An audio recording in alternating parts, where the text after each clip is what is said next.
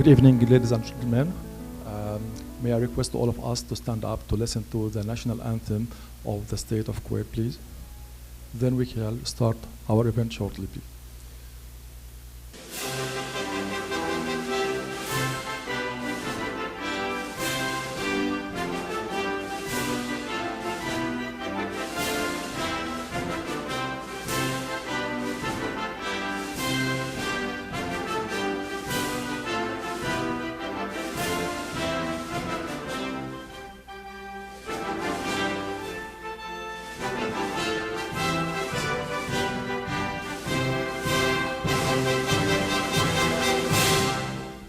Thank you. Good evening, everyone. On behalf of IMA Kuwait Chapter, I would like to welcome our members, guests, and IMA staff in our event today. It's our pleasure to host Mr. Jeff Thomson, the President and CEO of IMA in the United States. So please, can you please to welcome to Mr. Jeff.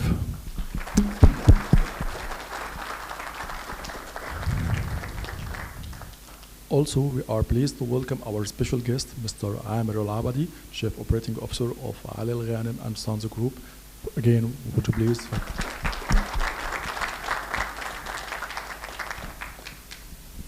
As a part of our chapter routine, we shall start our event by honoring newly certified members who successfully passed out CMA exams during the first two windows in 2019. Then Mr. Jeff Thomson shall discuss the digital transformation and the call to action for management accountants around the world. For each generation of CMAs, passing out the CMA exam will ever continue to be a hallmark in their professional life. I used to say holding a CMA designation means you are not only a competent professional, but also you have a fighter spirit, transforming your wishful thinking into actionable plans. For 2019, the number of members who successfully completed the two parts of the exam by the second window of 2019 were 21 CMAs only. Before declaring the names of 2019 CMA passed out in alphabetical order, we are going to watch a short movie for the value of CMA. I'm really happy and feeling proud to call myself Certified US CMA, which I passed in August 2019. It took me 12 months to pass both the parts of CMA. I really enjoyed the journey of studying CMA course, which is more about concept and skills, which is useful in today's changing environment of financial profession. Passing CMA really depends upon individual's ability and dedicated study. Like we all know, practice makes man perfect. Practicing questions on each and every topics as per LOS provided by IMA and having conceptual understanding on the topics is what matters. In my last 15 years of working experience, I had a burning desire to upgrade my professional skills, which will help me professionally knowledgeable, analytical, and conceptual in financial and cost management. After searching many courses available in the market, all I found that US CMA course is the course to do, which will help me financially and professionally to grow further. I decided to pursue CMA from IMA US since it's a leading internationally acclaimed management accounting program. CMA curriculum focuses on in-depth analysis of concepts and its practical application in various avenues of business. Practicing for CMA exam helped me boost my time management, interpersonal and analytical skills. CMA definitely has opened up a wide array of opportunities career-wise and for further studies and research. CMA program gives better skill set. It not only focuses on accounting, it focuses on business strategy and business ethics. IMA program gives lot of career opportunities for the aspirants of CMA. You can go from bottom level to the C-suite level if you achieve this goal of CMA. We should be proud to be CMA because we plan, innovate, make business strategies, implement, evaluate, and improve. To me, CMA is a source of unlimited knowledge, empowerment, and confidence. During my studies, I learned about process improvement, decision analysis, planning, budgeting, forecasting, internal controls, risk management, corporate finance, and investment decisions. In the ever-changing business environment, CMA will improve my financial analysis skills and understanding of the risks and opportunities, and allows me to apply different controls in order to achieve the required targets. CMA is the best investment one can make in herself or in himself. If you are investing in yourself and in your future, working towards this degree represents a solid ground to build your lifetime career competences. It simply pays. The CMA was my dream from the time I was university student. It was not easy to combine between the work, the family, and the CMA preparation. Many sleepless nights, a lot of pressure, and a lot of hope with the fear of failing. But at the end, extreme happiness. Actually, an extreme happiness. In my point of view, the value of the CMA is in the difficulty to get it. And the passing the CMA has brought the best out of me. I have always been extremely motivated and fighter at work, with a lot of consideration from my colleagues and my manager. Being now CMA has reinforced my respect for myself and the respect of the company as well. This is because the CMA is the most recognized worldwide accounting accreditation. I am a cost accountant. We do a lot of things with the books of accounts which is beyond the financial accounting. Let us say when it comes to reporting on those financial books, when it comes to analyzing them, here comes the role of a cost accountant. I was told about the program by my manager, Mr. Swami, who is also a CMA. During my studies of the course, what I came to know is a lot of things which we can do, and I learned through this program. CMA program has done a value addition to me as a professional. I can do a lot which I have learned and now I am applying it. It is management accounting is a whole branch of science coupled with arts, and I acquire this skill through CMA program. CMA program gives us confidence to do something which is beyond looking at the books of accounts in plain. We study them, we analyze them, we get skills about how to do the audit of the books which are presented to you. We play our role in managerial decision making. We contribute valuable inputs to it thanks to CMA program. After doing this program, I have emerged as a better professional whose words are backed up with the certification. The man is certified, his words may be having some value. There is a weight to the words when you talk as a certified person. This was a short movie, has been done by many volunteers to demo their understanding of the value of CMA. Right now we are going to see the opportunity of the President Mr. Rift to hand over the certificate of the newly honored CMAs. Please join us, please. Hello. The first awardee is like Alan Joseph Vadanilam.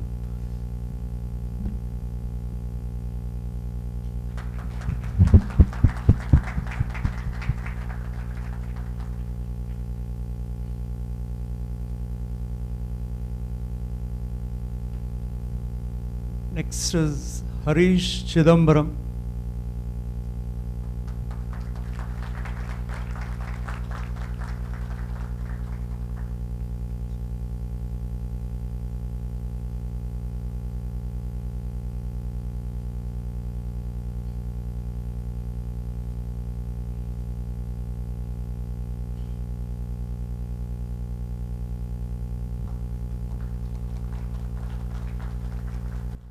Joju Lonapan.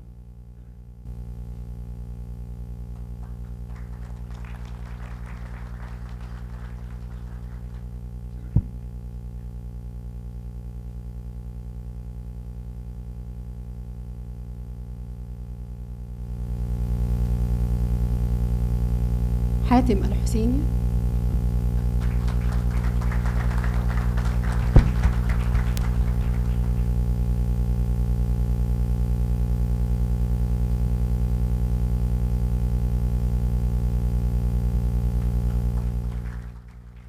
Jisha Ajit.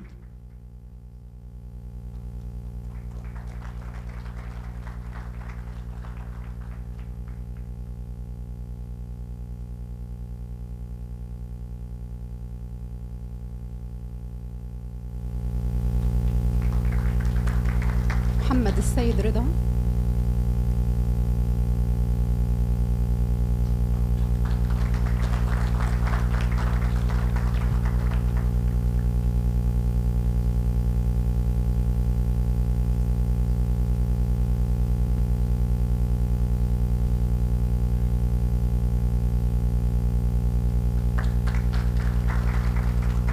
محمد عساف.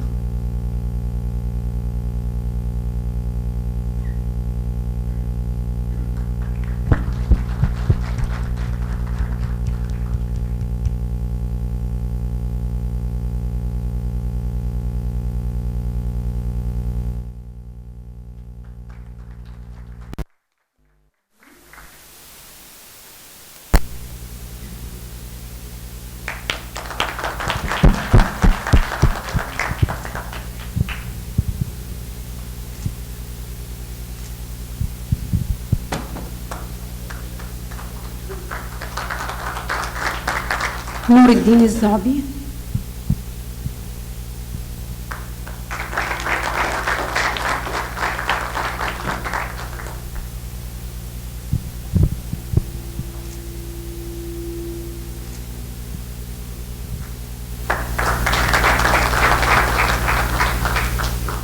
Shelvin John.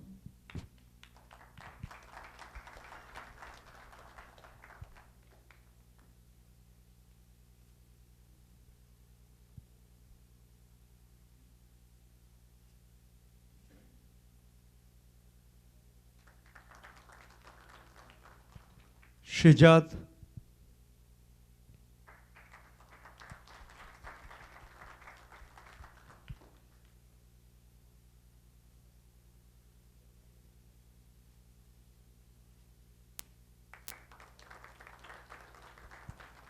Rajesh Jain.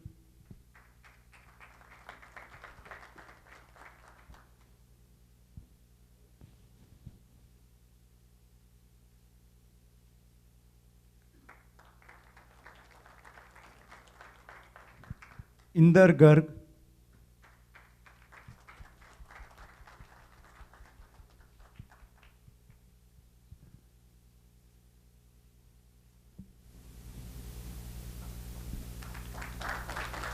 محمد سمير.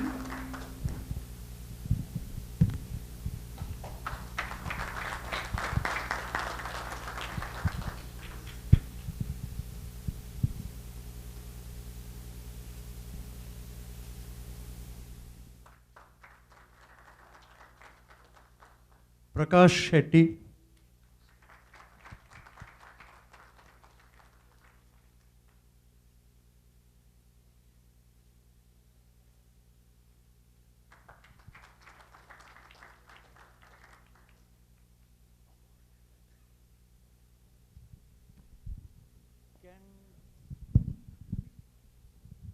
Can I request all of the newly certified CMAs to just gather on the dais?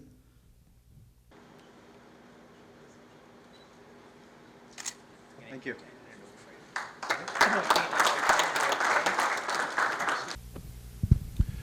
Congratulations for every new CMA. Good luck. It is the golden moment. I heard it before. I feel it before. It was a great moment in my life. And good luck for new CMAs or new CMA candidate in the new exams. At the end of this part, we would like to honor our special guest, Mr. Amir Al-Abadi. So please join us here.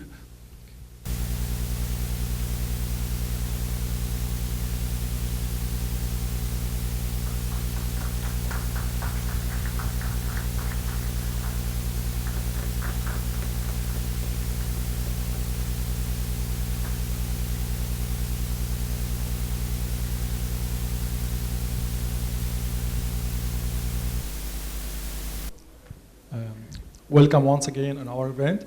At the next part, we are going to explore the digital transformation and the call to action for management accountant. Of course, this topic will be presented by our featured speaker, Mr. Jeff Thomson.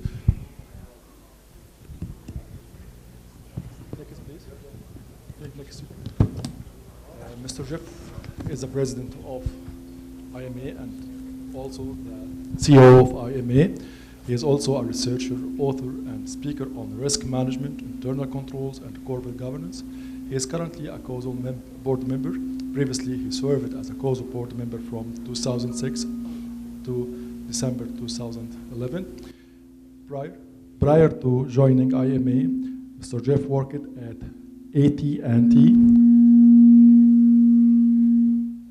AT&T for more than 2 decades, where he served in various financial, strategic, and operational roles. One of these roles included serving as the strategic CFO for an 18 billion business unit. Mr. Jeff was honored by Accounting Today by being included in the publication's annual Top 100 Most Influential People list for the last 7 years. He is also named by the Trust across America as one of the top 100 thought leaders in trustworthy business behavior for 7 straight years, and was honored by the organization's Lifetime Achievement Award. The International Accounting Bulletin recognized Mr. Jeff in its Global Accountancy Power 50 list of leading influencers and named IMA the 2017 Professional Body of the Year. Please join me in welcoming Mr. Jeff for the digital transformation. Thank you, and good evening. It's a pleasure to be here. I don't know if you prefer me to stand up here, but I move around a lot. I might fall off the stage. So maybe I'll try working the room here. And all right, before I get started, I do appreciate the the recognition. It kind of comes with the position, but this is really all about you and what you've done as members and as colleagues in the profession. When I think about, well, first of all, how many CMAs are there in the room here? How many CMA candidates? All right, so we have a good number. And I want to tell you the volunteerism at IMA is absolutely incredible. Sharif, thank you so much for being chapter president. And I could go around the room and talk about many, many people, but we had 2 gentlemen who I'd like to stand up to thank them very much.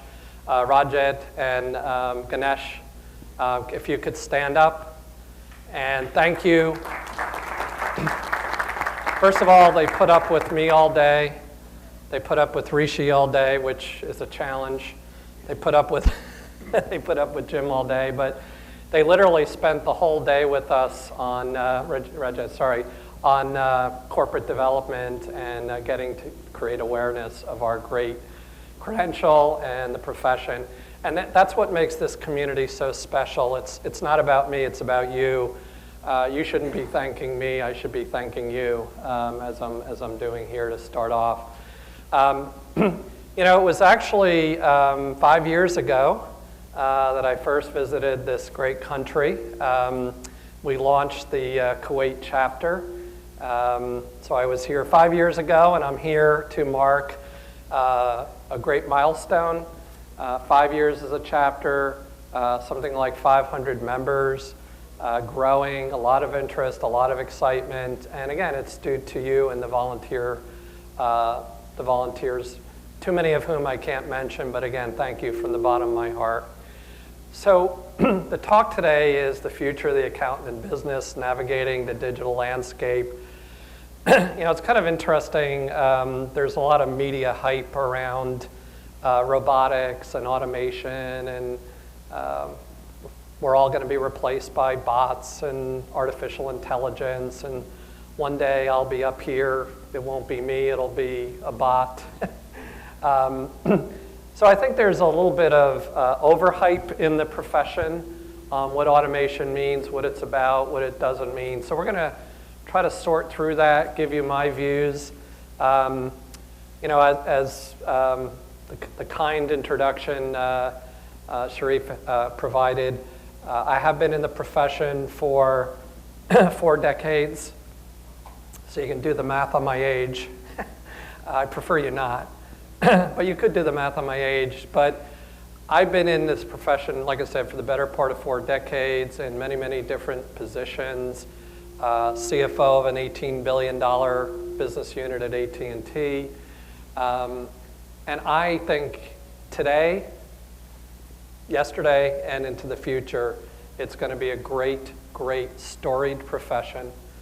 One where we make a difference, one where we count for something, one where we are at the forefront of professional ethics and internal controls and safeguarding of assets, but one where we're always expected to do more with less.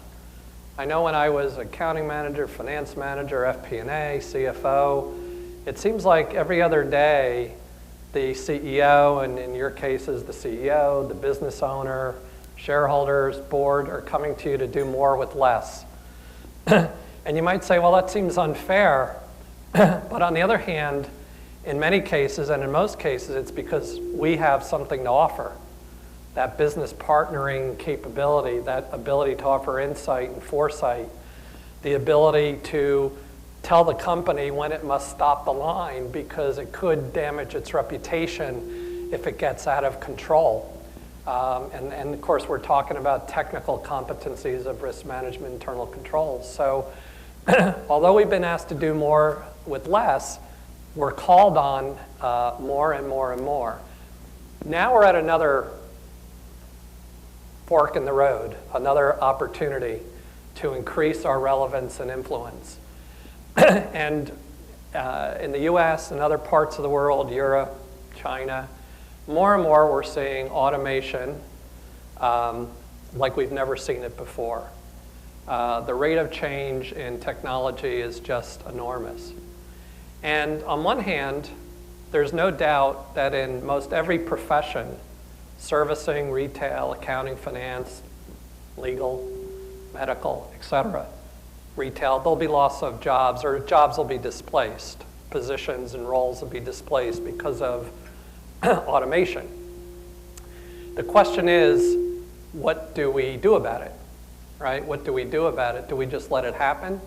And by the way, automation and operational efficiency and supply chain is a good thing. It's good for business. But we want our profession to be robust and relevant for the years ahead. And so the answer, the key is, in this fork in the road and the call to action, the sense of urgency is the whole ecosystem working toward an upskilled environment. One where we take on more roles that involve strategy management. One where we infuse much more data science and data analytics, data visualization, not as a side thing, but actually infuse it into our positions, into our roles, into our curricula from an undergraduate perspective. I am a little bit passionate about this whole issue of how much data science and advanced analytics to infuse into our profession.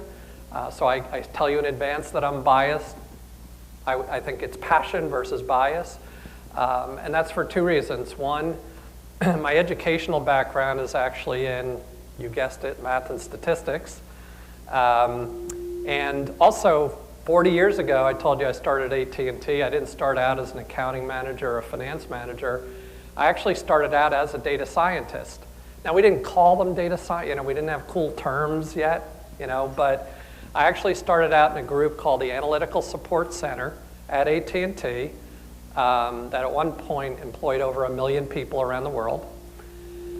And the role of our group was to provide analytical support internally to the rest of the company in financial modeling, in econometrics, in statistics, in operations research, and more. So, my tendency will be to say that the more data analytics, data science, data visualization, software tools that we actually infuse into our roles, not just FP&A and M&A roles, but other roles, the more future-proof we'll be for the changes that are ahead. And the changes are taking place now in terms of robotics, RPA, and different things we'll talk about, actually replacing positions and roles in auditing, transaction processing, the more routine, repeatable tasks. So I'd also like to make this session interactive. So if you have any questions or thoughts, we'll have Q&A. We'll always have Q&A at the end, but if you have a thought or a question, please ask it as we're speaking. And I might actually ask you a question. By the way, I'm going to start by asking a question. I've already used the term data science a number of times. Who can give me their thoughts on what data science is? What is data science? It's a very, hear a background noise? Okay, echo. So what is data science? Any thoughts? Any brave volunteers? I am going to define it for you. So, yeah. How to organize the data, that's one part of it. So not incorrect.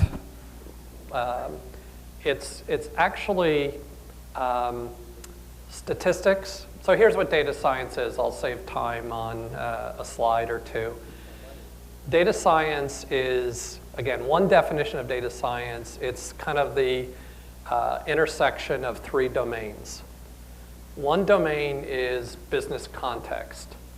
So when you're a statistician or econometrician or a data scientist or just a finance and accounting professional who is quantitative, business context is critically important. We were talking earlier and doing interviews during my trip here, and the reporter said, what would be the one bit of advice you would give to new entrants into the profession, into a job? And I said, the willingness, excitement, and inquisitiveness to learn about the business. You're going to have plenty of time to figure out how to fill out your time card and figure out the standards and IFRS 15 and RevRec and capital FP&A, cost. You're going to have plenty of time. That's what you're expected to do. But take the time to learn the business. Not only how does cash flow, because we all know as finance and accounting people, cash is king, right? But take the time not only to learn how cash flows, but how value flows. How is value generated? What do customers need and want in your industry vertical? What are some of the environmental drivers that could make or break an organization? It could be the economy, it could be oil prices, it could be non-traditional competition, it could be geopolitical risk. We face geopolitical risk around the world. We seem to be a tweet away from, conversations about world issues. So it's that business context.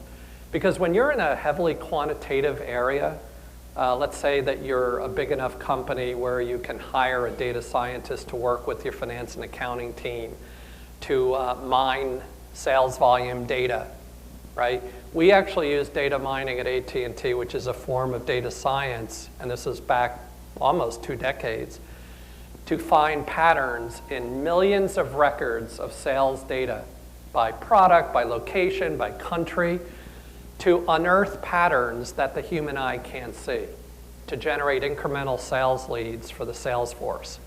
And so there's a whole set of routines and software that allow there to be correlations that say, wow, I didn't realize that we were offering 3 years ago a similar product to a subsidiary of the same customer. Maybe there's an opportunity to upsell the entire account. So understanding the business is the first part of data science. That's the foundation. The second part, and somebody referred to it earlier, said statistical knowledge. Statistical, quantitative, do you have to be a PhD statistician to be an effective finance team professional in this modern environment with digital? No, but I would argue that new entrants and existing professionals need to know business statistics. I've taught business statistics. It's not hard. It's not, you don't have to understand the underneath calculus and things like that, but it's very, very applied. Correlation between two sets of data. Different methods of forecasting beyond just linear trends and run rates. So some foundational knowledge of statistical and advanced quantitative methods is the second part of data science. And then the third part are the tools. So how many of you have programmed in Excel? Probably looking at me, you know, what's this guy asking such a dumb question? Everybody probably, right? How many of you have programmed in Python? Python. Power BI. Tableau. Tableau. How about R? Tableau. R? Okay. So my point is there's a lot of tools out there. Some are commercial. Some are open source. R is a open source statistical software that is said in some cases to be more powerful than Excel. It may or may not be. But so the third part of data science is tools. And the reason I'm talking about data science and infusing more of it into our profession, more into our ecosystem, our curricula, our day-to-day jobs where it makes sense, is because remember what the trend is. The trend is that the more routine, repeatable, repetitive tasks are being automated away. How many of you have heard of RPA, robotics process automation? Okay, a few of you. So robotics process automation is not a robot, by the way. It's not a real, like you saw outside. It's not a physical robot. It's like a software robot that essentially emulates keystrokes of full-time equivalents. And then it kind of routinizes it and builds it into your ERP and your general ledgers. And it runs overnight. It runs 24/7. And we're seeing that you know, for every 5 equivalent headcount with RPA, which is pretty easy to implement. It's not real hard. It's not like artificial intelligence. But we're seeing statistics like for every 5 equivalent headcount, 1 doesn't need to be doing that routine, repetitive work anymore. And so the question is, what do people that we visited one company today where 6 full-time equivalents in total were taken out of the transaction processing. Question is, what do you do with those 6 people? Well, I could tell you one thing. There's a great need. Whether those people can meet the need, I don't know. And the need is that whether it's the CEO as your client or the CFO or the owner or shareholders, investors, they're asking for more and more insight. They're asking for more and more. They're asking you to look beyond the numbers. Don't just give me a cost, volume, price analysis. The machine can pretty much do the routine kind of stuff. Tell me something about a trend that I can't see in the data. Tell me about run rates. Tell me about what the competition is doing. Tell me how I should intervene in a new product launch that a competitor is considering. What pricing should we offer? It's all about insight and foresight, and there's 2 things that lead to greater insight and foresight. I mean, it's not magic, but one is experience. There's nothing like experience and having that judgment and that ability to understand the numbers. But the other is the ability to understand the numbers. And even if you hire a data scientist, if you're a big enough company where you can hire your auditor or McKinsey or Accenture, having enough knowledge of data science where you can have the conversation so you could ask the right questions to get to this greater insight and foresight. So I know darn well what we can do with those 6 people displaced by robotics process automation. The question is, do they have the skill set? Are they adaptable, right? And I wish I had the answers, but you see why, in my opinion, it's a call to action. It's a call to action for us to upskill and to work with academia to infuse more strategy, more data science. I basically have done my whole talk, but we'll still go through it. We need to get you 2 CPE. Does that make sense so far? Yeah. And I know some of this could sound very abstract and theoretical. Remember, I've been in the profession. I love the profession. I think it's an exciting profession. I think our best days are ahead of us. But when you see a trend that could create disruption for you, for your business, for your profession, for your career, you do something about it. You do something about it. So, I've done a little bit of the introduction. We're going to talk about what's going on in our environment. We're going to spend a lot of time on competencies. I've already spent a fair amount of time on competencies. And I often say that you don't necessarily have to be first mover on every technology, but you should be first mover on understanding the technology enough to see if it can give you a competitive advantage. I mean, it is just mind-boggling out there when you think about all that's out in the market today being developed or being prototyped in terms of technologies. And the challenge is the rate of technology and use cases exceeding our ability to absorb them from a competency perspective? And that's where we need to make sure we catch up and get ahead. It's a race for relevance. I often refer to it as a race for relevance. And of course, IMA's role and the call to action.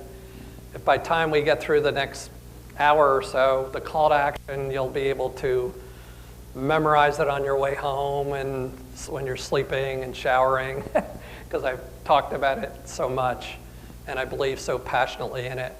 So, the more on the executive summary. Look, automation's been around for a long time. We're said to be in our 4th industrial revolution.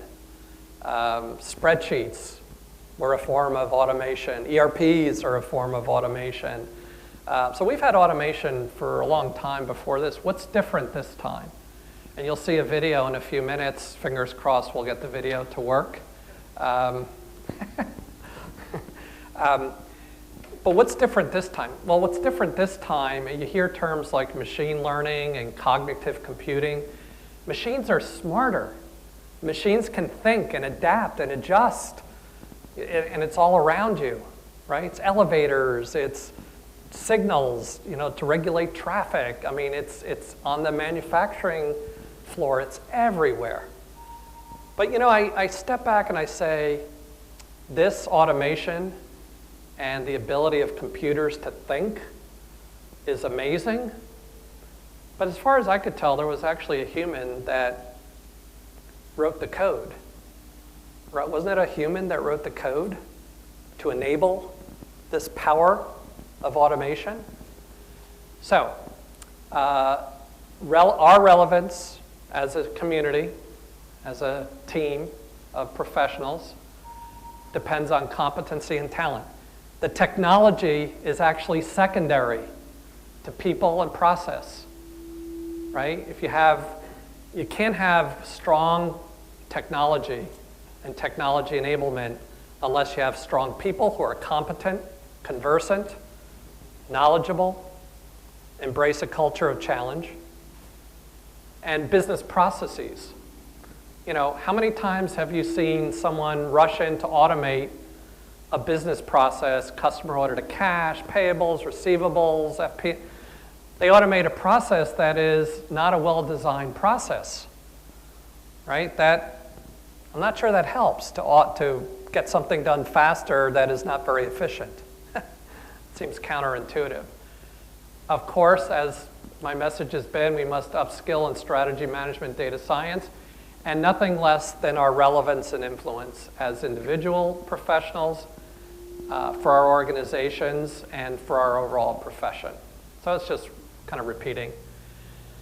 So we talk about fit for purpose, we talked about elimination, creating new jobs, the business partnering aspect of what we're expected to do.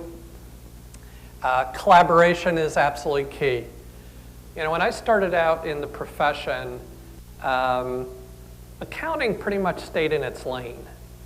You know, 40 years ago in the US, which is, you know, pretty mature economy, pretty mature from an education perspective, but accountancy was essentially audit, tax, and compliance, statutory reporting, compliance with standards, internal controls, safeguarding of assets, but it was pretty much accounting.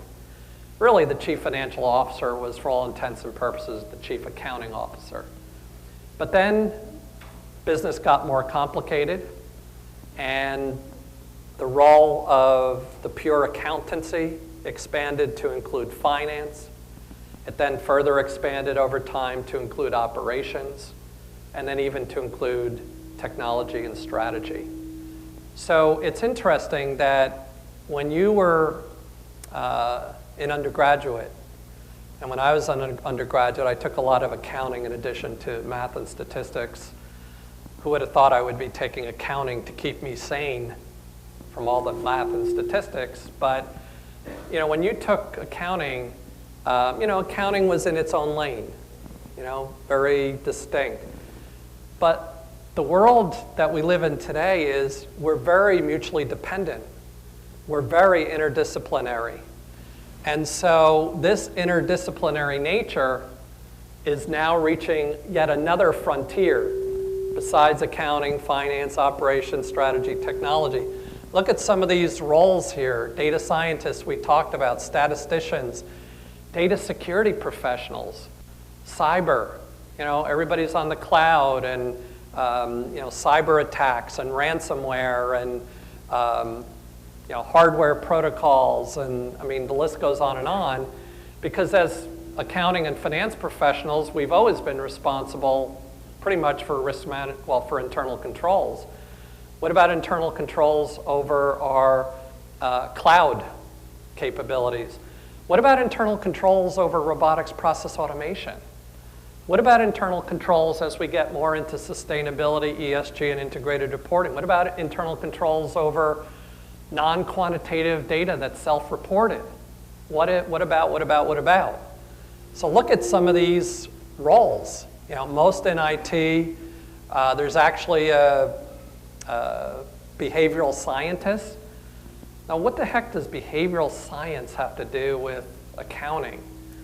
Well, a lot of what drives enterprise performance, which I would say accountants and CFOs have something to say, is reliant not only on structured data, but unstructured data. Together, structured and unstructured data tell a story of business performance, how the organization's doing, where it should focus or defocus.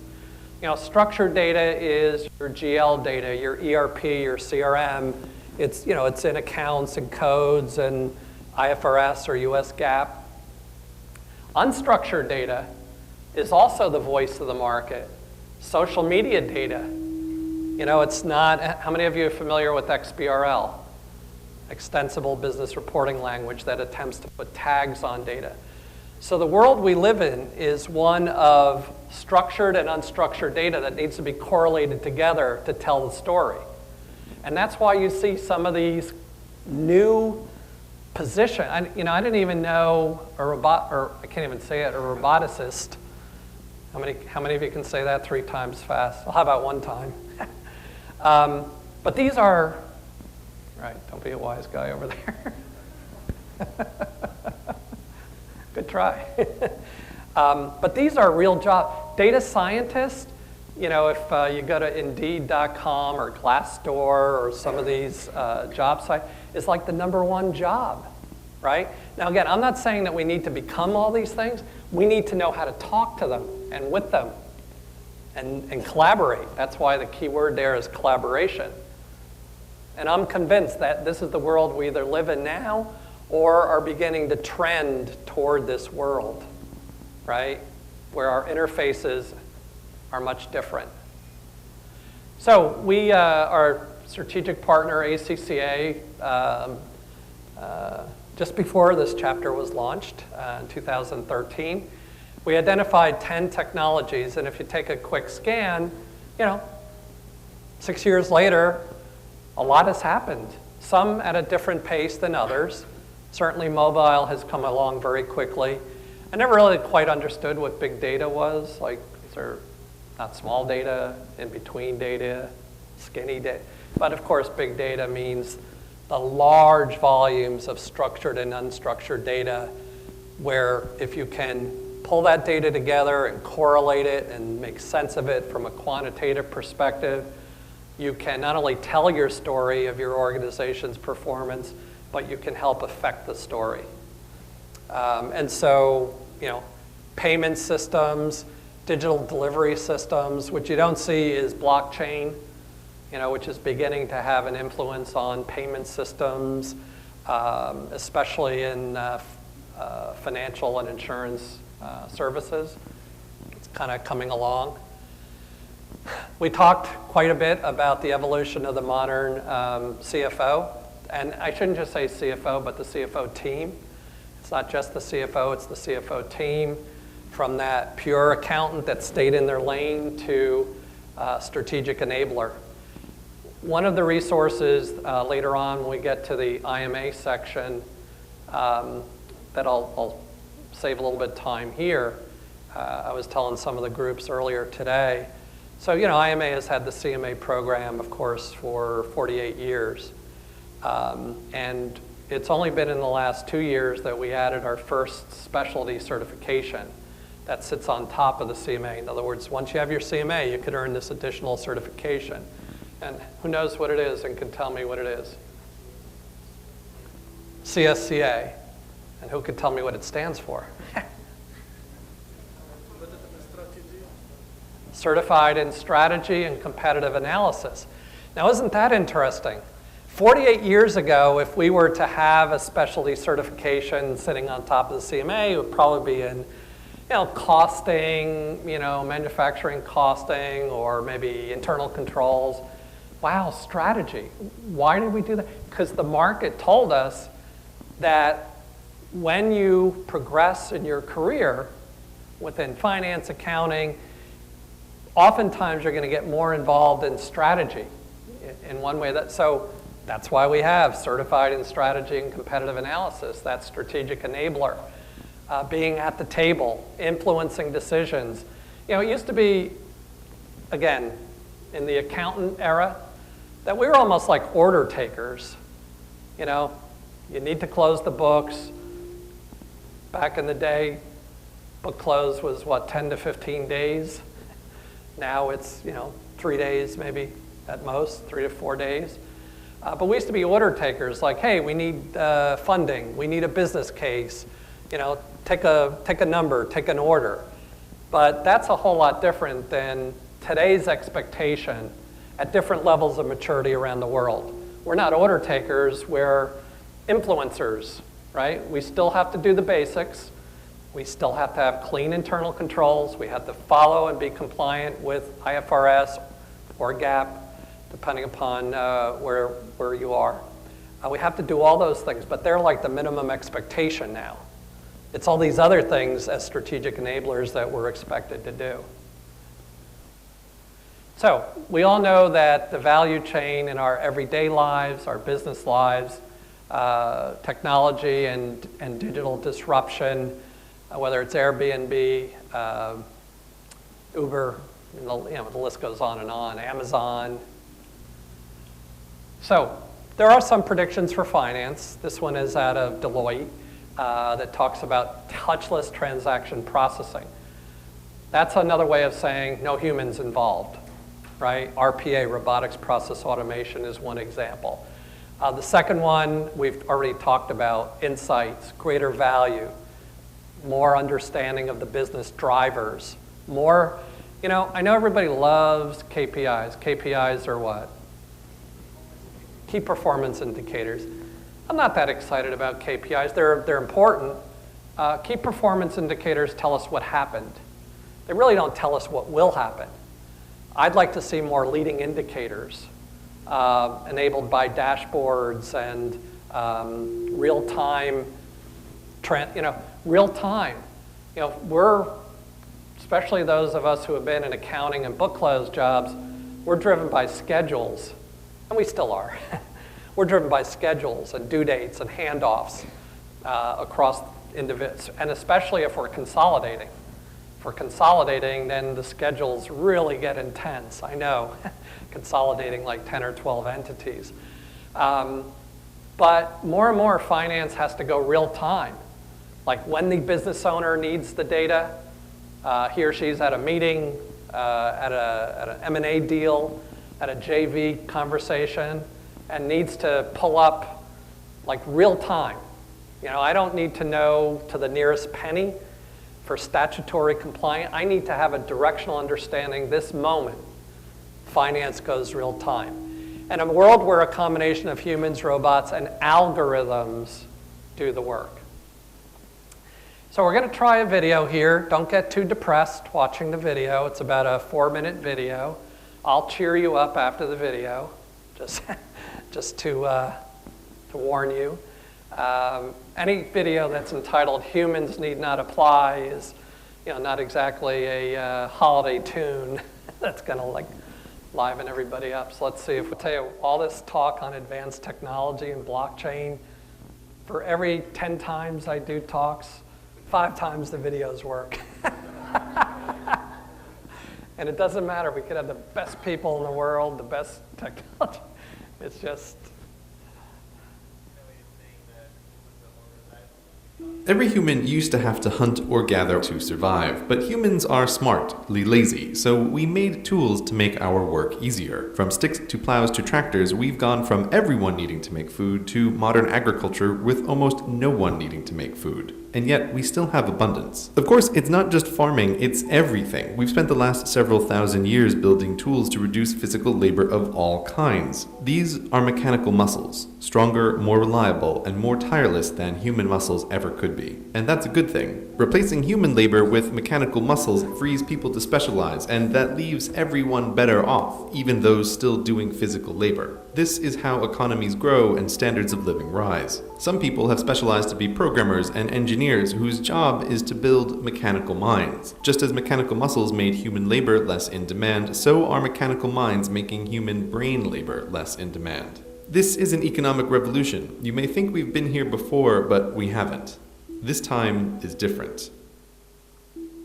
When you think of automation, you probably think of this: giant, custom-built, expensive, efficient, but really dumb robots blind to the world and their own work. They were a scary kind of automation, but they haven't taken over the world because they're only cost-effective in narrow situations. But they're the old kind of automation. This is the new kind. Meet Baxter. Unlike these things, which require skilled operators and technicians and millions of dollars, Baxter has vision and can learn what you want him to do by watching you do it, and he costs less than the average annual salary of a human worker. Unlike his older brothers, he isn't pre-programmed for one specific job. He can do whatever work is within the reach of his arms. Baxter is what might be thought of as a general-purpose robot, and general purpose is a big deal. There is this notion that just as mechanical muscles allowed us to move into thinking jobs, that mechanical minds will allow us to move into creative work. But even if we assume the human mind is magically creative, it's not, but just for the sake of argument, artistic creativity isn't what the majority of jobs depend on. The number of writers and poets and directors and actors and artists who actually make a living doing their work is a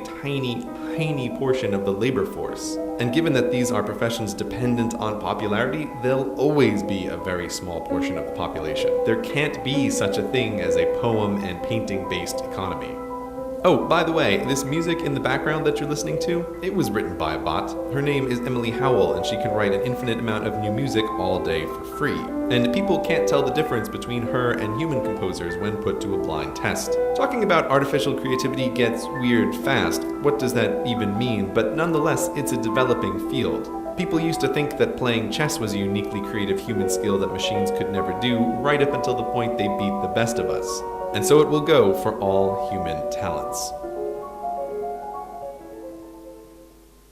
Right. This may have been a lot to take in, and you might want to reject it. It's easy to be cynical of the endless and idiotic predictions of futures that never are. So that's why it's important to emphasize again that this stuff isn't science fiction. The robots are here right now. There is a terrifying amount of working automation in labs and warehouses around the world. We have been through economic revolutions before, but the robot revolution is different. Horses aren't unemployed now because they got lazy as a species, they're unemployable. There's little work that a horse can do to pay for its housing and hay. And many bright, perfectly capable humans will find themselves the new horse, unemployable through no fault of their own. But if you still think new jobs will save us, here is one final point to consider. The US Census in 1776 tracked only a few kinds of jobs. Now, there are hundreds of kinds of jobs, but the new ones are not a significant part of the labor force. Here's the list of jobs ranked by the number of people who perform them. It's a sobering list with the transportation industry at the top. Continuing downward, all of this work existed in some form 100 years ago, and almost all of them are easy targets for automation. Only when we get to number 33 on the list is there finally something new. Don't think that every barista or white-collar worker need lose their job before things are a problem. The unemployment rate during the Great Depression was 25%. The list above is 45% of the workforce.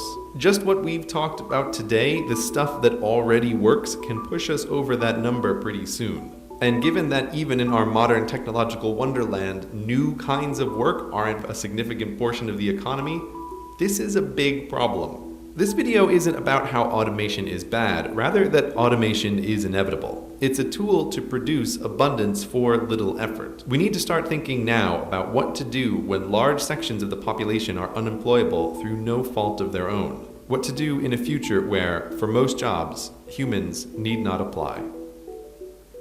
Okay, so that's a cheery, uplifting video, right? What are, we're going to queue up another video in just a moment. But what are, obviously it's a video production, so it's, meant to be a little bit dramatic, but it's factual. Everything on there is factual. What are, yes? Yeah, the reason I picked, and by the way, it's normally a 15-minute video. I edited it down to 5 minutes. It was only about 5 minutes. Yeah, I was looking for something that created a sense of urgency. It does have a little bit of a shock impact, Rajat, I agree. But, this is where the opportunity comes in. We don't want to be unemployable through no fault of our own, but we have the opportunity to change and to make a difference. And it's not like this automation is like right around the corner in every part of the world, but certainly it's catching up, right? and this apply, they were talking mostly about service type jobs, but they had accountants and auditors there. So we want to take the lead. We want to be proactive, right? And we have every opportunity to do so. So we're going to show another video, a little bit more uplifting, more of a call to action, but with some a little more positivity. So the next one, it's a 2 or 3 minute video. Digital transformation opens the door for many opportunities within finance. Today, finance is asked to essentially set the course for the years to come. Let's take a closer look at 2 possible scenarios for the future. We're in the year 2022. Finance as a division has significantly shrunk. In many areas, standardization and automation have taken place. Many processes have been automized efficiently through robotics. Finance consists of a small team of specialists for topics like IFRS, taxes, risk management, compliance, regulation, and financing mechanisms. Processing of financial statements is now fully automated. The operational responsibility for the closing process is now owned by IT. Business decisions are primarily taken based on information derived from operational functions. Marketing and sales, as well as technology, invested early in big data and analytics and are now jointly leading the Center for Analytics. Finance has lost its leading role and is no longer involved in important decision-making. Instead, it focuses on contributing special expertise where needed. The responsibility of planning and forecasting has shifted completely towards operations. Early on, they set up big data-based prediction models within their divisions. The role of finance is limited to planning of financial mechanisms, taxes, as well as currency and consolidation effects. Finance has become a mere center of excellence that is limited to providing highly specialized financial expertise upon request. 2017. Finance missed the opportunity to claim and shape new digital trends and actively build a future vision for themselves. Finance was overrun by digitalization and lost its role of being part of the strategic development of the entire organization. 2017. Finance decided to become a leading pioneer of digitalization. Finance analyzed digital trends for themselves and developed a target and vision for the future. The goal was to act, not react, and develop a common vision. Upon this foundation, new opportunities were identified, and as a result, a newly formed roadmap has been developed to define specific actions for the years to come. An interdisciplinary team coordinates analytical topics and combines deep business competence with technical know-how. Finance was the driver for building the Center for Analytics. Information from various sources are combined in real time. The planning and forecasting process has been automated to the highest degree possible with modern statistical methods and big data. The forecast preparation is done by a push of a button, and finance is able to focus on the development of new insights. From day one, all finance executives have been involved in the development of the target vision. Finance now combines strategic competence with in-depth business know-how. New skills in the area of data modeling and analytics have been built up and used successfully. Finance focuses on cross-functional and interdisciplinary cooperation. 2022. Standard processes have been fully automated. Finance has gained time and capacity to consider and work with analytical-related questions. Finance is the co-pilot in the context of strategic development and appreciated as a business partner for operational functions. Now, it's time to define your future in the digital world. More smiles in that video. But again, this is not, as the original video talked about, this is not science fiction. This is taking control of your own destiny. And it aligns very much with what we're doing at IMA. You know, one of the things, you know, you got to lead by example. Grammarly does more than but you know, IMA is trying to lead by example in terms of applying some of what was said in the second video. For example, as we speak, we're interviewing, and I think we even made an offer to our first ever director of data analytics. This individual will report to the finance IT officer at IMA, right? So it's going to sit inside of, you know, the intersection of finance and IT.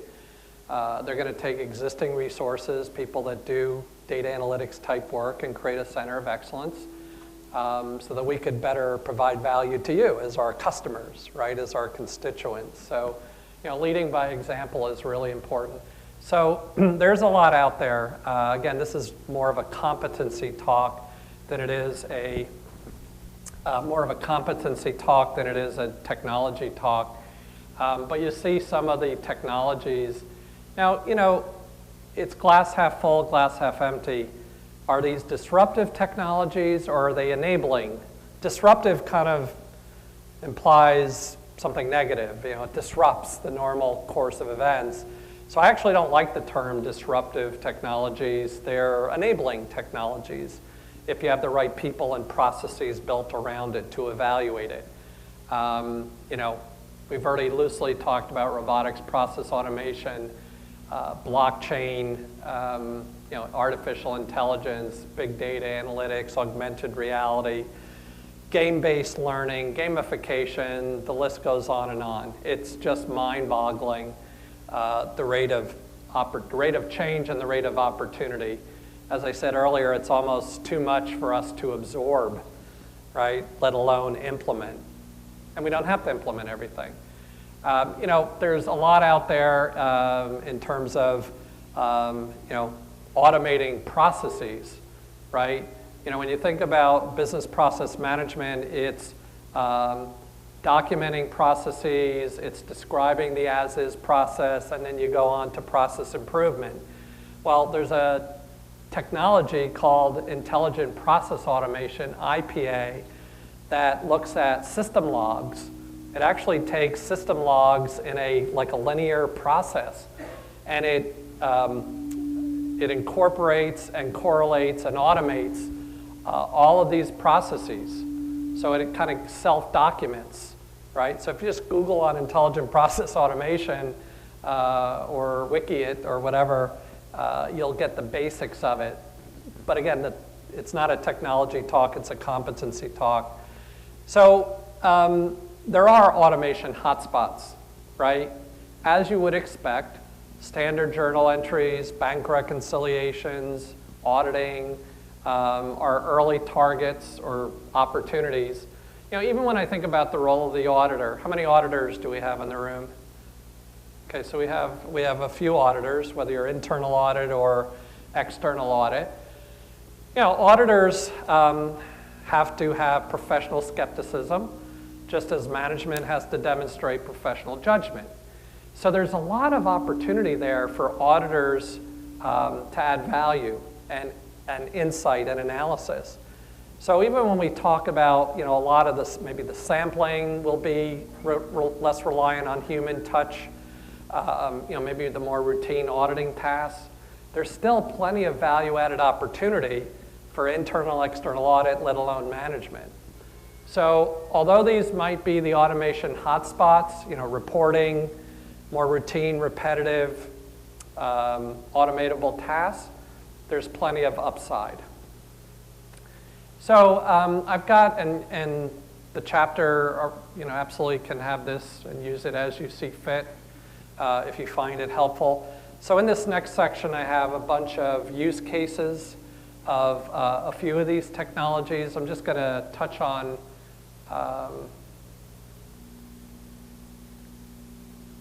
one, and that's Aetna, the big US Connecticut-based insurance company. So one of the interesting things about this new world of data science is language. It's like a whole new language. And, you know, I'm a math stats guy, and, you know, I'm like, what is a data lake? Really? There's data lakes now? I know what a database is. I know what a data warehouse is. But Aetna created a data lake, and we'll define it in a moment. But at a really high level, and I've summarized this on a couple PowerPoint charts, there's a lot more depth.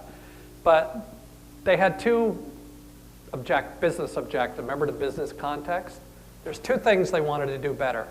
They wanted to better understand their customer needs, to look at new markets, adjunct services, upselling from a market perspective, and they wanted to do a better job at data gathering for audit evidence, which can be very laborious, time-consuming, a nosebleed, because I've been on the data gathering side of what the auditors want and expect, and as part of their role of professional skepticism. So Aetna finance team, not their data scientist, not their auditor, not McKinsey, developed a data lake. So can anyone, without looking ahead, which you can't do because you don't have the presentation, does anybody know what a data lake is? It's actually become standard terminology in another world called data science. Well, let's see. So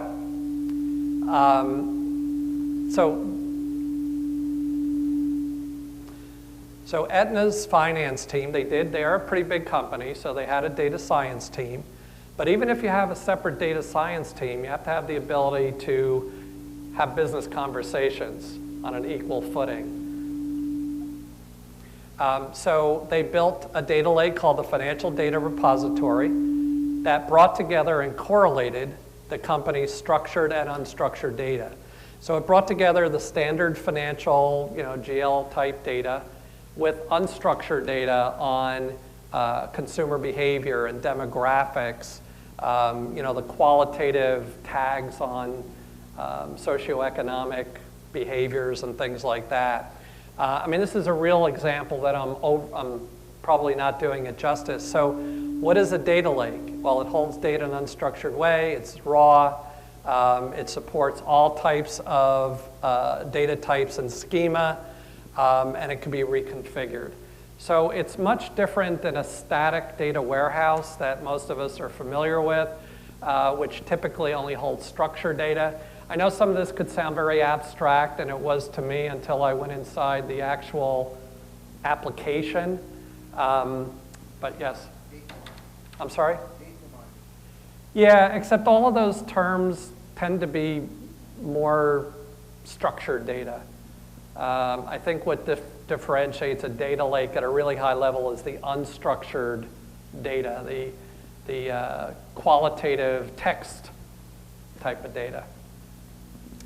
And their outcome is they were able to combine structured demographic data with structured finance data, as I said. The finance team can now answer other business questions for the owner, for the CEO, for shareholders that they hadn't been able to address a priori. And finance was able to provide auditors with audit evidence. So there's use cases out there. It's real world. It's not abstract theory, right? Blockchain is beginning to come along. It had been lagging for a while. All right, let's talk about competencies. I already covered this chart early on. I couldn't help myself. So remember I talked about what is one definition of data science.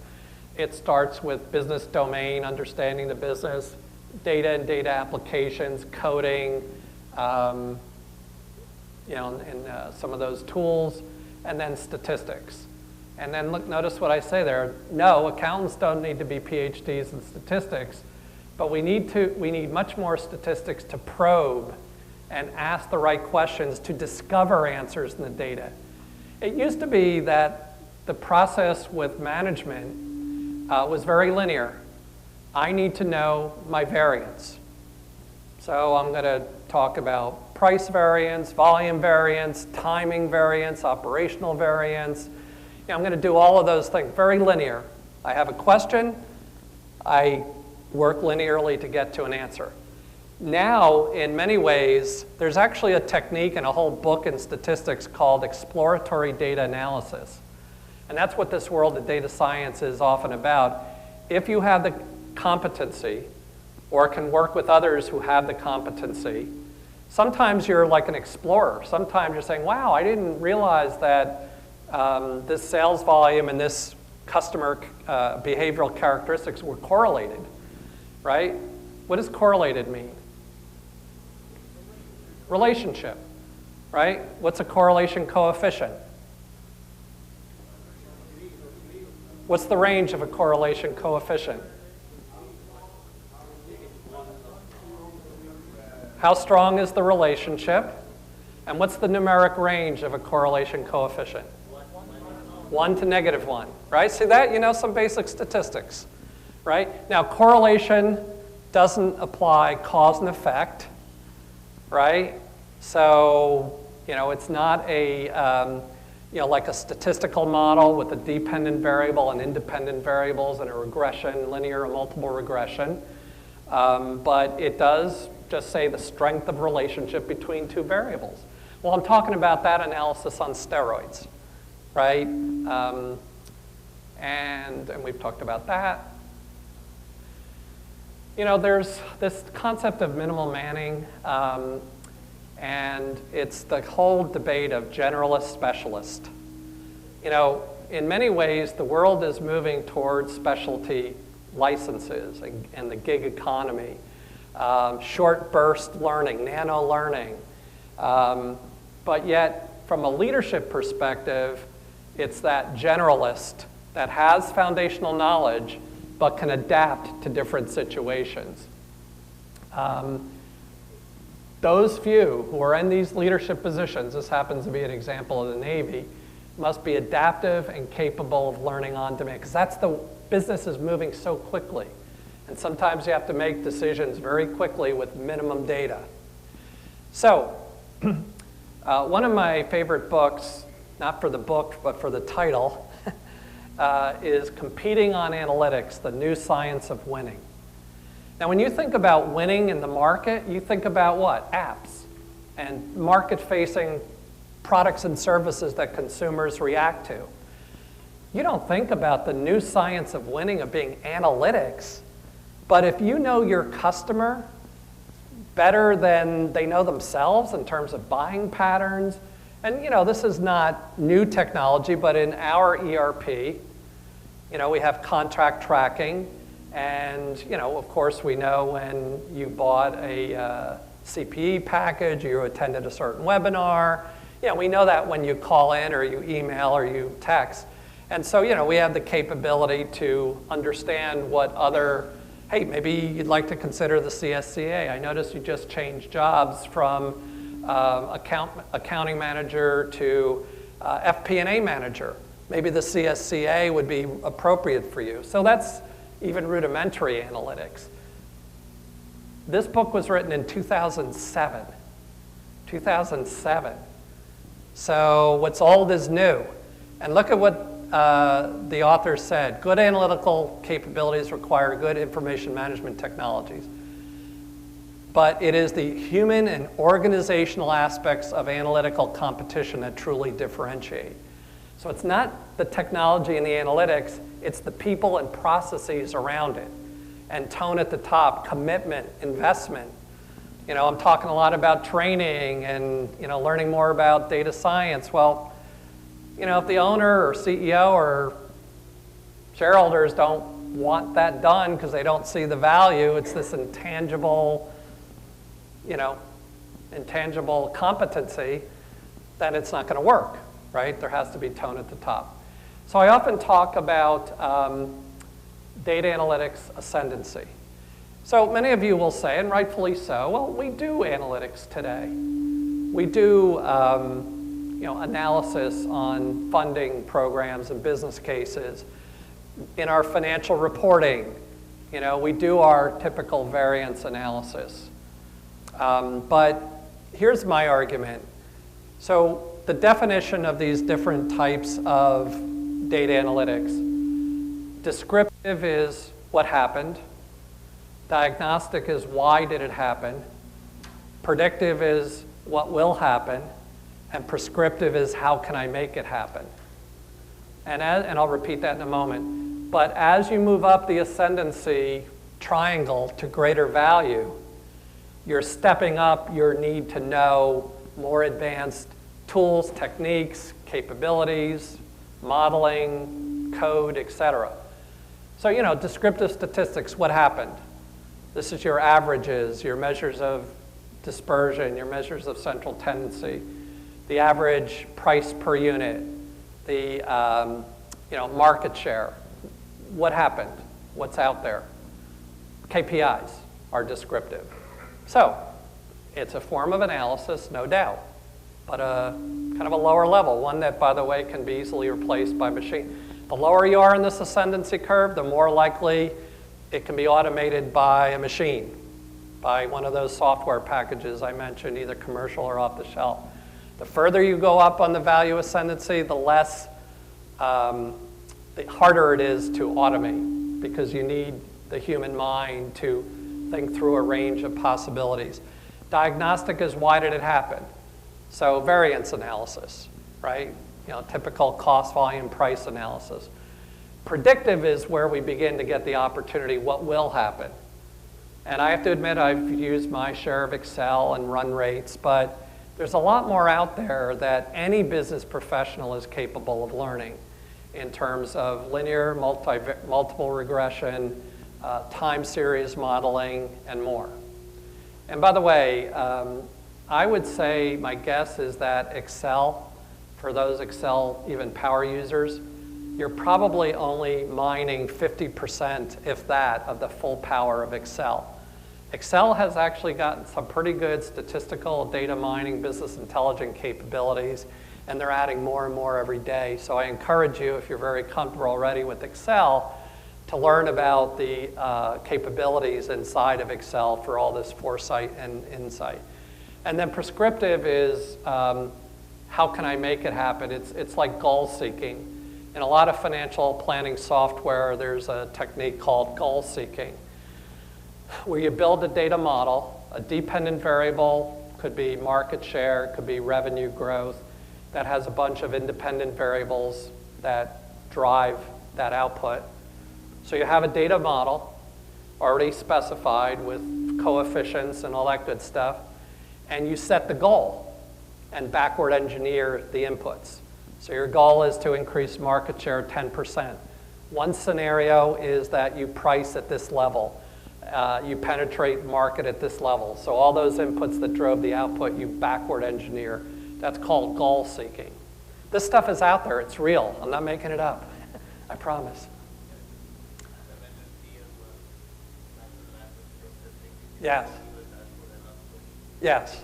Natural language processing, you can go to the dashboard and ask those, but a model has to be specified, right? So a model has to be specified, a quantitative model has to be specified.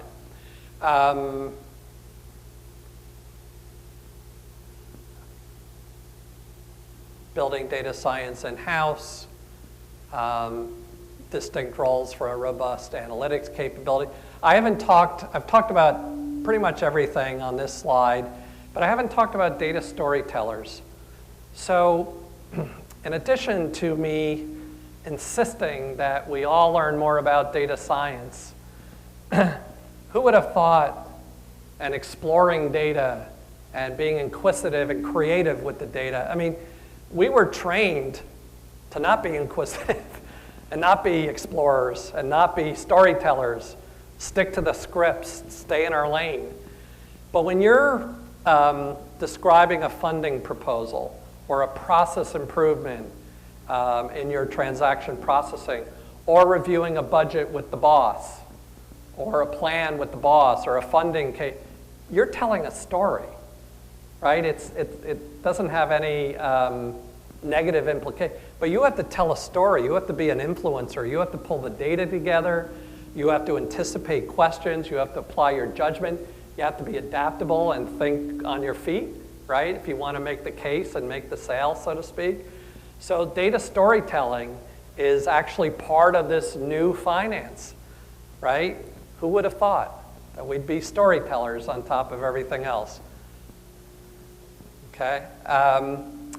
The language and the skills gap. So, there's a new role for those who can talk different languages.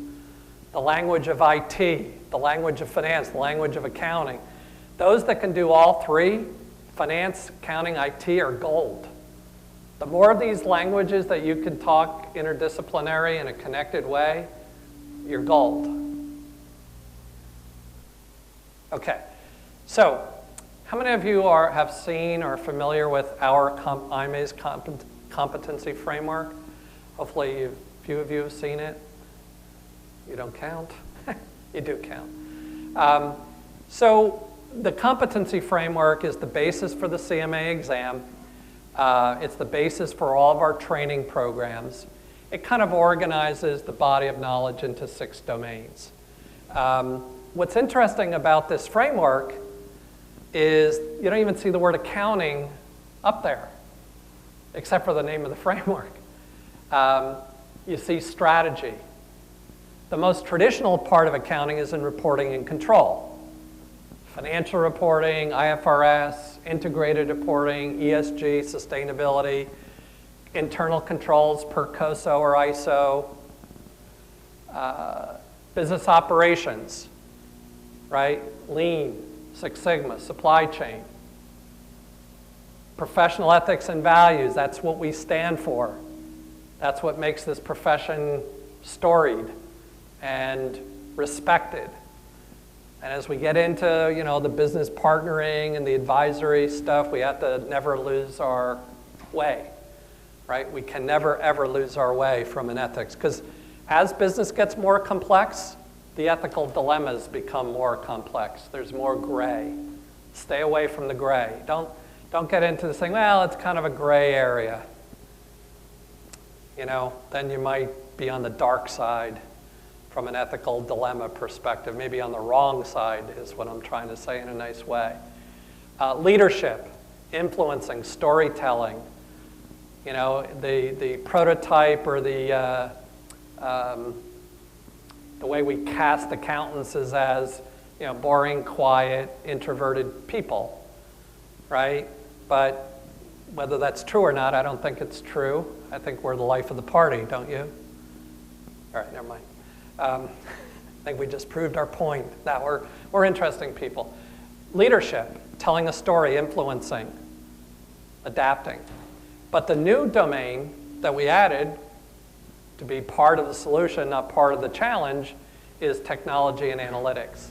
So we've added down below there, inside of each one of these 6 broad buckets, we have the individual competencies and training and webinars and certificate programs. So technology analytics, we focus down at the bottom a lot on data analytics, data visualization. And I won't go through all the domains. The CMA program is changing for 2020, January. So there's really there's a few changes. We're adding in integrated reporting in part 1 and sustainability, social responsibility in part 2, more on business ethics. But the real big change, the real major addition is, surprise, surprise, or no surprise, technology and analytics.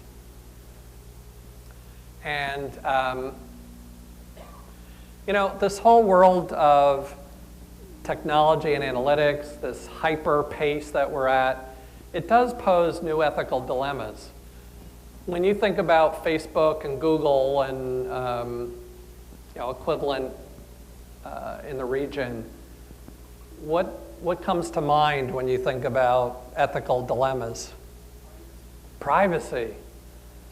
And oh, we're just using your data for data mining and to market things to you, but we've seen that that may or may not be the case. And that's the most fundamental issue, is violation of privacy rights, right?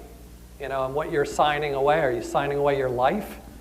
Or are you signing away, you know, the ability to be marketed to, right? So respect for privacy. You know, the world is driven by algorithms increasingly in this digital age. There's actually a book that I just finished reading called The Algorithmic Leader. The Algorithmic Leader, saying that algorithms are driving, you know, like models, are driving a lot of business decisions. But what about bias in these algorithms? Do the people programming these algorithms that market a product or say that you're in a particular school or not a particular school or in a are they biased toward underrepresented populations? Algorithmic bias, unconscious bias. So this world of digital and technology raises new questions that we must step up to as a profession in business ethics. And by the way, even sustainability reporting, you know, people, planet, profit, profit with purpose. You know, make the world green and a better place. You know, there's a term called greenwashing. Anybody know what greenwashing is? Greenwashing is where, I mean, I'm going to not do it justice and simplify it, but greenwashing is where you kind of put out all these nice metrics on carbon footprint and gas house emissions, but you know, a lot of it is for PR purposes, you know, public relations purposes, not for genuine desire to, you know, make the planet a better, more sustainable environment. And so it's called greenwashing, where you're letting the PR marketing kind of supersede the real underlying genuine intent. So we got to watch out for that as well. What's that? Volkswagen is when they did a deal on their marketing for their vehicles. Yeah. Yep. Yep. They hide the real emission data. Yep. They hide the real data. You know, I mean, I hate to bring up a specific company, but there was a pretty well-known German car manufacturer that played around with some emissions data, as I recall. So these are the skills, and you notice you don't. You know, the technical accounting is assumed. That, you know, when I hire accountants and finance team, it's assumed now. You know, if I'm hiring you from a good school and you're certified or getting a certification, I assume you know your technical accounting cold. These are the differentiators that I'm looking for. You know, more often than not, I won't say to like 5 years ago, 10 years, I'd say, you know, give me an example where you used a, I don't know, activity-based costing or a certain methodology to make help management make a decision. I might still ask that question because I enjoy activity-based costing. But the question I'm more likely to ask now is, tell me a situation, a disruptive situation, could be an employee, could be a market issue, could be a boss, where you had to deal with the disruption. What was the approach? How did you use data? How did you use your judgment? How did you use your network? And you know, sometimes people are there like, ooh, geez, I was perfectly able to answer a question if he asked me on you know, IFRS revenue recognition or fair value or lease standard. But boy, I wasn't expecting. And you know, sometimes if somebody takes a long time to even think about that, then you know, I know there's a lot of pressure in a job interview, but this is your opportunity to shine and to tell your story, right? So.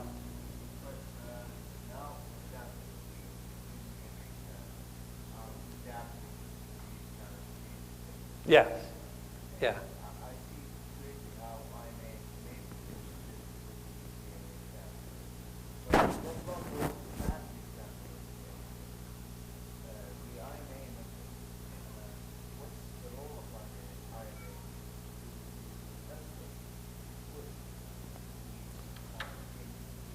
Right. So the question was, for those who have earned their CMA, you know, what does IMA have to offer, basically? And what I often say is, when you achieve and earn your CMA and get to wear this nice pin, the journey often begins, right? That's where one journey ends and another journey begins. So of course there's the CSCA, which is only available to CMAs. And then everything else we're talking about here, whether you're a CMA candidate, it's there for the taking in terms of, we have a leadership academy with about 30 courses, free to members. They're hour-and-a-half courses. They're live webinars. Many of you know Mr. Bud Kalesa. So the leadership academy. And then some of the new stuff, we have a new podcast series, research. We are offering a new certificate program, the third bullet down, in data analytics and visualization. It's coming in either December or January. It's not a certification, it's a certificate, because the CMA has technology and analytics, but it's a little bit of a deeper dive. So we're offering a certificate program, and we're putting out more and more on Excel. Remember I said probably at most 50% of us are using the full business intelligence capability of Excel, and that's probably a high number. Well, we aim to make that number 100% through, believe it or not, there is a gentleman in the US named Mr. Excel. I hope he trademarked that, but he is known around the world as Mr. Excel. And then we have Tech Talk webinars and things like that. They're 1 o'clock Eastern, which works pretty well in this part of the world in the evening. We already talked about the CSCA. And before we launch this final video, but before we do, so one of the things that we've heard, and then we'll take a few questions and wrap up. So please be thinking about questions, whether it's on this specific topic of digital and what you think of my philosophies and call to action, or if you want to ask a question about IMA, anything you'd like. So please be ready. But we're going to see the video What good now. is having a seat at the table if you don't have the confidence to speak? Get the Certified Management Accountant credential and you'll know how to turn information into insights and data into decisions. So when the boss asks a question, you won't shrink from the spotlight. You'll shine under it. The CMA certification, you've got to earn it. So, hope you little levity, a little bit of humor there, but hopefully some relevance. This is a. Why don't we see it one more time? Because I was going to set it up just a little more. Can we see it one more time?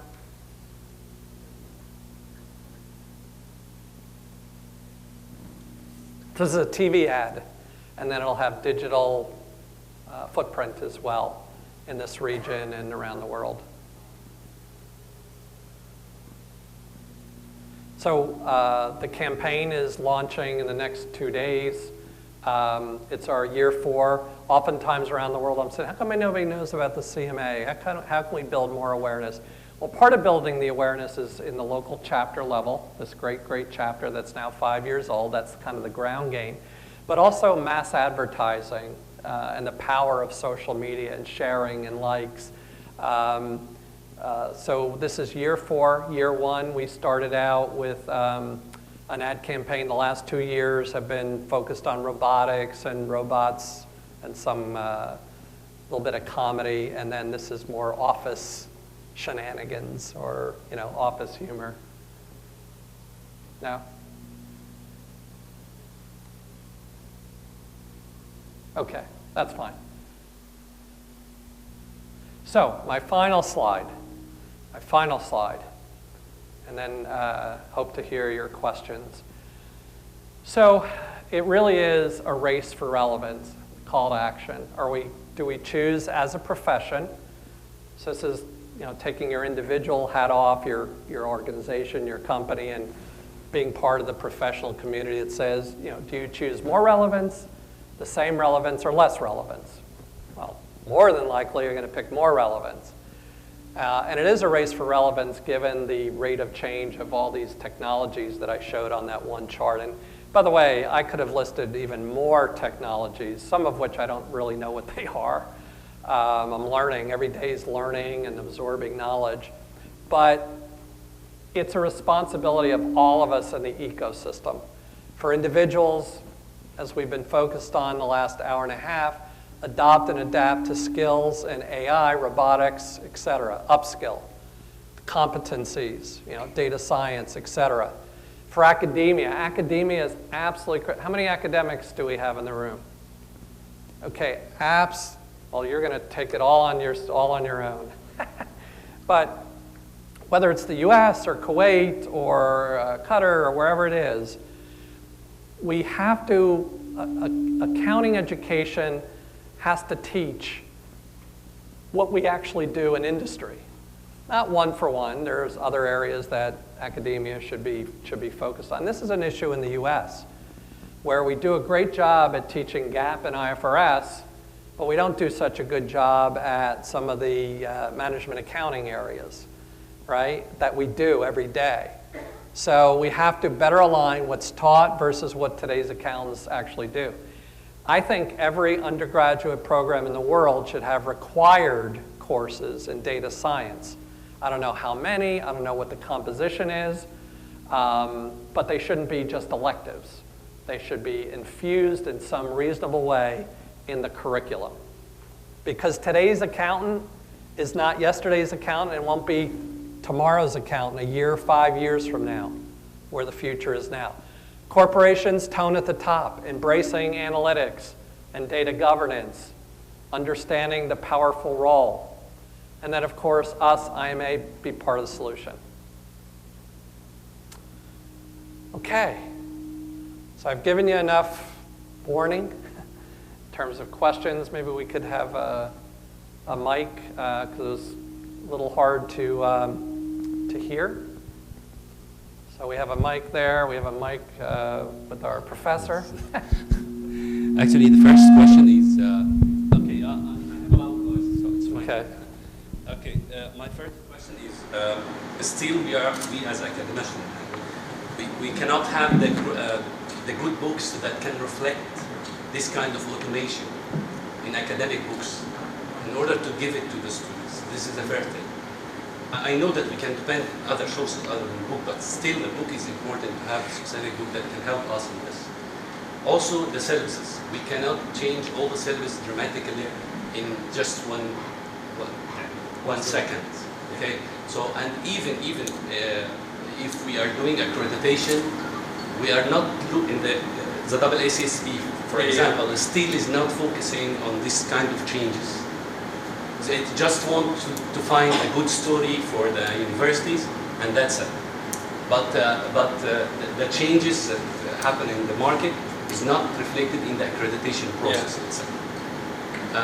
This is one. So this is the first thing. The second thing is for the accounting standards. Something like blockchain, how does it affect the standards? And how does it affect the governance and the internal control? Do we still need this kind of internal controls if we have something like blockchain? This is the second question. The third question is, you are saying that ethics will be important, but we are going through automation. So if you are going through automation, but the ethics will be still important. This is also because the robots, they don't have ethics, and it's not a core in this kind of stuff. So this is not clear for me, because if we are going through the robot will do everything. So that means that most probably there is no fraud, there is no. This is for the program. So those are great comments and thoughts. So I'm not usually good with multiple questions because what was the first? But anyway, just to address some of the great points you made, you know, you're absolutely right that not only hasn't our competency keeping up with these technologies, but financial discipline and tools are not keeping up. So, you know, for example, if we're in a world of algorithms, you know, whether it's blockchain, you know, I've heard blockchain referred to as the truth serum of financial processing, you know, and you know, I'm thinking to myself, okay, I understand there's encryption and there's a whole bunch of other things that you read about that says, hey, this is a secure, but I'm a little bit of a, you know, show me to believe it. And so I think as we think about internal controls, we need to think about internal controls over all of these technologies. COSO, how many of you are familiar with COSO or have heard of COSO? COSO is the Committee of Sponsoring Organizations. It's a consortium of IMA and 4 other accounting organizations, the Institute of Internal Auditors, the AICPA, et cetera, that developed an internal controls framework and an enterprise risk management framework that's globally recognized and used. So we are developing new guidance on how to apply internal controls, the framework, to not just financial reporting, but also to cyber, to blockchain. But we need much more of that. You know, in terms of the ecosystem, I should probably add under academia accreditation bodies, because I understand if, you know, whether it's going for tenure or going for accreditation, if it doesn't count toward tenure at the individual level or accreditation at the university level, you know, you manage what you measure. And so, it, you know, the other thing that we're seeing in the US in terms of building into the curricula, we see a lot of universities in the US partnering with Coursera. And, you know, I mean, there's so much out there that is either free or very cheap in the public domain on what is blockchain. I mean, all the big 4 and auditing and consulting firms who are, you know, doing their job to sell you services. That's part of what they're about, which is perfectly fine. But they have free informational videos on all of these technologies. And Coursera, of course, is in the educational space. University of Illinois, for example. Curriculum, I 100% agree. It's like a professional body updating its credential. It takes a long time. But what's our option? To not integrate or to integrate and reflect the changing nature of the digital landscape? So those are really, really good points.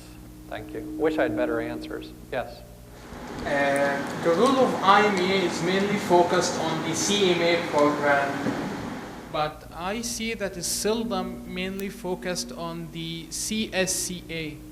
So would you provide me the important role of the CSCA and what are the impacts? And does the CSCA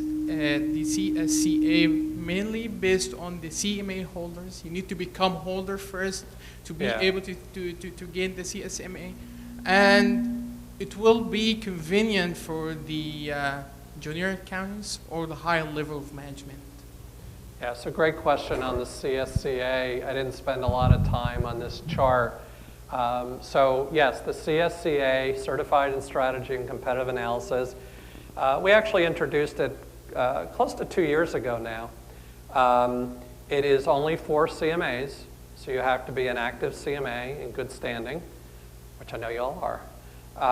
And then that's the prerequisite. And you know, here's what we know. And you see things like decision-making, environmental factors, competitive advantage, creativity, strategic vision, portfolio, or look, it's fact that if you choose to progress and upward advance in your organization, that more than likely you're going to get involved directly or indirectly with some level of strategic planning. Certainly, if you aspire to be CFO of a small unit, an in-between unit, a big unit, which was one of my aspirations, right? I said, hey, you know, why not become a CFO if I work hard? And so a lot of this is charting your course that says, I may not be doing a whole lot of strategy now. I might be in a book close job where, you know, I need to close the books, get out the statutory filings, get ready for management reporting and board reporting and reporting to the owner. You know, I don't have time for strategy, but, you know, part of this career planning, it's really up to you. If you aspire to be a controller, a CFO, a financial executive, or your role naturally takes you there, this is a useful certification. You know, it may not be for every CMA, but I would think it would be for most CMAs. It's a one-part exam, 120 questions? Yeah, 120 questions, or 100. Huh? No, it's online. It's online. So there's 100 and, I can try to remember, I took it, believe it or not, I passed it. It's either 100 or 120 multiple choice questions. And you know, they're like the IMA multiple choice where there could be 1 or 2 or 3 plausible answers for a particular question. I'm an exam taker too. And there's a case study as well. So, you know, it's passable. I know people have said, and a couple of you over the last couple of days have said, gee, why'd you go from 4 parts to 2 parts? It kind of cheapens the credential. It really is about, is the content still intact? You could take 4 parts and map that to 2 parts, which is essentially what we did 8 or 9 years ago. And actually, in going from 4 parts to 2 parts, we quite frankly eliminated some soft topics like organizational behavior and leadership. How do you really test for those? Economics. And we infused more CFM, more finance type, finance and financing. So anyway, I hope I answered your question on CSCA. You know, I know for a fact, you know, when I became CFO of this operation, I wish I had been See, I didn't have an MBA. I came through the math statistics route, which is kind of non-traditional. I wish I had more strategy because I just did it sort of intuitively and hired some really, really good people. And I learned strategy on the job, which is okay, but it would have been nice to have had some foundational knowledge and strategy as well. So if someone he is in another position, not as an accountant, but as a strategist or analyzer, and who is seeking for to study the CSA, so it is not eligible for him to study it? Right, right. It's not at this time. Could change, but people like ask great questions like, so what's special for CMAs? Like everything's available to everybody. What's special just for CMAs? And we said, you know what, we have to answer that question. Now, to be honest, we would probably get a lot more CSCAs and a lot more income if we opened it up, but then it wouldn't be a special benefit for CMAs. Thank you. You're welcome. Great question. Yes? Thank you, first of all, for all today event. It's very good and very helpful. I'm working in a bank. I'm in the financial planning and analysis, budgeting, and all these kind of management accounting area. I have a question in the data analytics and all these things, which is a simple question, but I want you to give shed some lights on it. The question is, as a management accounting, do I have to learn codes? Do I have to be a coder in the R or SQL or Python, all these kind of languages? So do I have to learn this code and invest my time in that, or it's not needed? It really is the question of the day. Same thing with statistics, right, and econometrics. Let me see if I could find the slide real fast.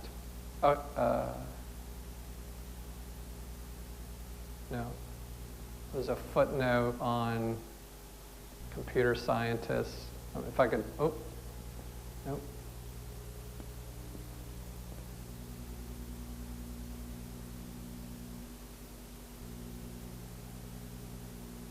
Okay, I'm not going to be able to find it. But my view is the more you can learn, the less vulnerable you'll be, and the better you'll be able to take advantage of opportunities. So, nothing is required. I do think, and at our conferences, we do have, we do offer sessions on some of these coding and some of these softwares. The only thing I would say is if you're in more of an FP&A type job and a business modeling, business analyst job, the more you have the time and capacity to learn and absorb, the better. At minimum, if you're an organization where there are actually people designated to do that kind of work, or you're bringing in a consultant if you're a big enough company, at least knowing enough to have the give and take with the data scientist or the coder, and even knowing what the art of the possible is. Sometimes it's not about do you know Tableau and do you know Python, but when you can visualize data, I often say that if you go around the world and go to any financial review for a board meeting, monthly close, quarterly close, we describe a multi-dimensional world in 2 dimensions. Actual budget variance, and maybe we get really fancy and add in last year. 2 dimensions.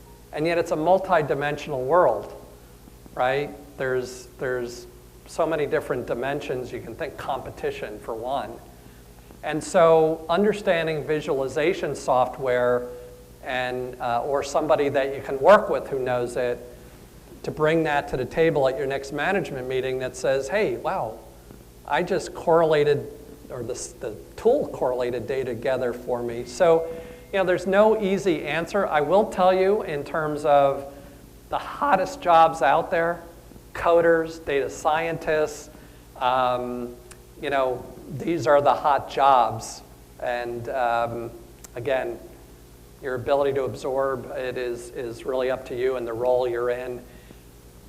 Also, to the extent academia can longer term infuse this into the system.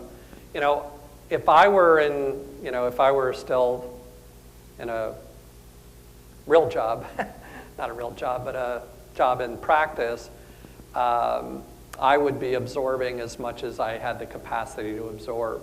And I would be understanding methods of data analytics. I'd be maybe taking a course in business statistics. I'd be taking a Coursera online course in data visualization, just to kind of give me the art of the possible at minimum. So there's no easy binary answer, yes you must, or no you mustn't, right? There's a lot of variables. Great question, though.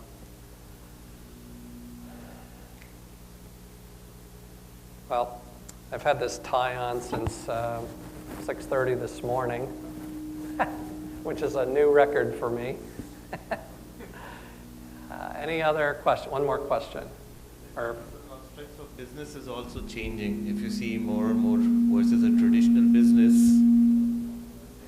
as you see going more towards a Facebook or an Amazon or going on digital. So in terms of what do you believe how you can use that, I turn mine on. Yeah, how the payrolls analytics changes. In terms of being just a traditional P&L, which is we're doing so going forward with the digital business, online business, particular changes in terms of the role of a finance person in terms of per se. Right, so you saw that Deloitte video in, well, it had to be scenario 2. I don't know if anybody knows if I don't know enough about Tableau, but that was an actual tool. That, remember when they were drawing a hand, you know, they were like drawing a graph, and it was automatically scrolling and creating trends and different views of the business just by sort of hand movements, right? That's actual, I mean, management reviews, I think, will look much different, maybe not right away, but P&L reviews, they still are pretty mundane, pretty linear. Did you learn anything new other than there's a variance? So I think by exploring these tools and getting underneath, you know, the drivers, I mean, heck, 20 years ago at AT&T, I worked with the Bell Laboratories. You know, talk about data scientists. These are like scientists, developed the transistor, like really smart people who happen to be focused on algorithms. You know, algorithms are not new, by the way, but we developed a, and this was 2 decades ago, an online dashboard that allowed you to take any line on the P&L and drill down and look at trends and drivers, leading indicators, so that the results review, the management review, is less of a intimidating, subservient boss-type relationship and more of a business conversation that, you know, where people can probe each other and quest the business leaders around the table. Could be a board meeting. We were at one company today or yesterday that was, you know, having a board meeting. You know, and oftentimes these reviews are very mundane, very descriptive, very kind of ho-hum, not a lot of challenge, because the data isn't presented in a way that sparks challenge. So I think you're going to see management reviews, P&L reviews take a much different flavor as we infuse more data science into the process. Okay, well, it's been a pleasure. I hope to come back before another 5 years. Yeah, sorry, that's one more question. Okay. I know that currently you have agreement with the Manchester University for their accelerated program, if that will be for the CMAs with some specific discounts, like agreed discounts. Is there any plan for also other universities to be within the line with accelerated program and also with some discounts, especially for those who are like triple crown accreditations? Yeah, so looking at our Senior Vice President of Global Business Development. So the general answer, as Jim thinks about the specific answer, is, we're looking at partnerships around the world every day, right? And whether it's an individual, a training partner, company, or a university. And so, we're willing to work with any of these parties. It's kind of interesting. I know we're a non-for-profit, and we have a societal purpose, but there's an old saying, no money, no mission. We're a business. Our first order is to serve you and to create, great opportunities. But if we don't have funding, we can't serve you, right? No money, no mission. So, Jim, do you have, any other thoughts? Yeah, we're certainly open to any other partnerships. The one with Manchester came about through some joint events that we've been doing in Dubai. We've been doing some joint events with Manchester and Dubai, and they approached us with this specific offer. We're always open to partnerships with universities, but really they need to come to us with an offer. Yeah, and usually that's the way it happens. Training company comes to us, like we had a conversation in this room earlier. A university comes to us and say, hey, if we incorporate the CMA program into our curriculum, what does that earn us? Well, among other things, it earns you an endorsement. There's an official program called the endorsement. And beyond that, in terms of CMA scholarships, we've talked about to some corporates that we offer to students. So, we're open for business, right? As any smart business should be. Okay, well, thank you very much. You've been attentive. It's long night, long day for all of us, so thank you so much.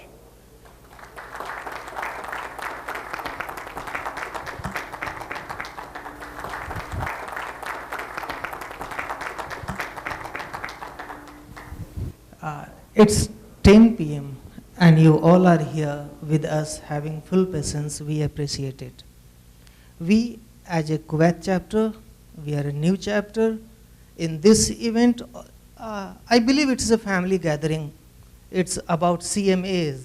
Some are already, some are going to be. I'll be free and frank with you guys. I consider it as a family gathering, and I admit we have made some mistakes while conducting this event. Remember, we had made some mistakes previously also, but we are not repeating the mistakes.